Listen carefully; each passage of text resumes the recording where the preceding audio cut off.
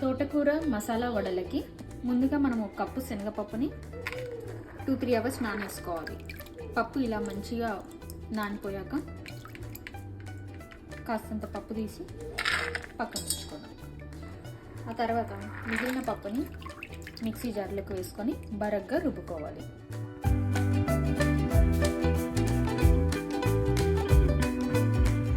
So ఇలా mixie జార్లోకి తీసుకున్నాక దీన్ని గట్టిగా రుబ్బుకోవాలి. మీకు అవసరమైతే 2-3 స్పూన్స్ వాటర్ యాడ్ చేసుకోండి, సోక్ చేసుకున్న వాటర్. సో ఈ విధంగా కొంచెం గట్టిగా మిక్సీ పట్టుకోవాలి.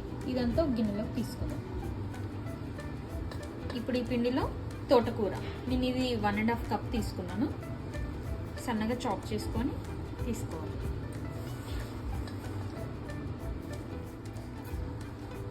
సో ఇందులోకి మనం తరిగిన అల్లం సన్నగా తరుక్కోవాలి, వెల్లుల్లి, పచ్చిమిర్చి, ఉల్లిపాయ, కాస్తంత కొత్తిమీర,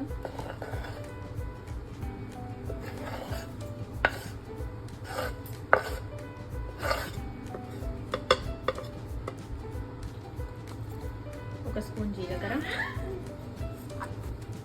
కాస్తంత ఇంగువ,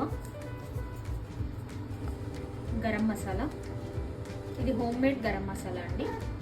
మీకు కావాలంటే కమెంట్ సెక్షన్లో తెలియజేయండి. ఇంగ్రీడియంట్స్ అన్ని డిస్క్రిప్షన్లో మెన్షన్ చేస్తాను. గరం మసాలాకు కావాల్సినవి 1 టేబుల్ స్పూన్ సాల్ట్.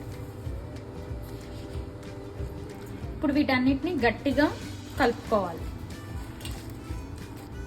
మీకు అవసరం అనిపిస్తే కాసిని నీళ్ళు వేసుకోవాలి. డీప్ ఫ్రైకి సరిపడా ఆయిల్ వేసుకుందాం.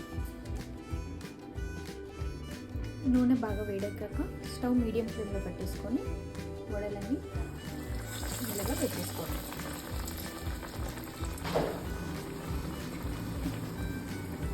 పిండి కొంచెం జారుగా ఉంటే ఏం టెన్షన్ పడాల్సిన అవసరం లేదు.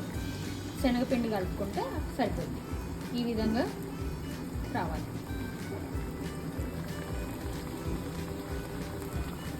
ఇట్లా ఒక 2-3 నిమిషాలకి తిప్పేసుకొని గోల్డెన్ బ్రౌన్ వచ్చాక తీసేసుకోవడం.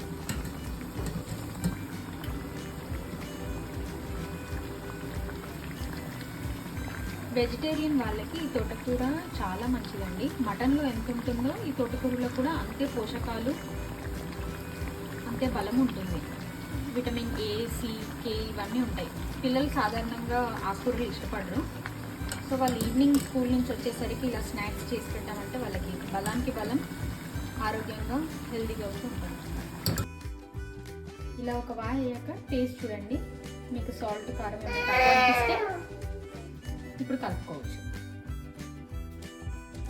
ఇంతేనండి, చూసారు కదా యమ్మీ తోటకూర మసాలా వడ.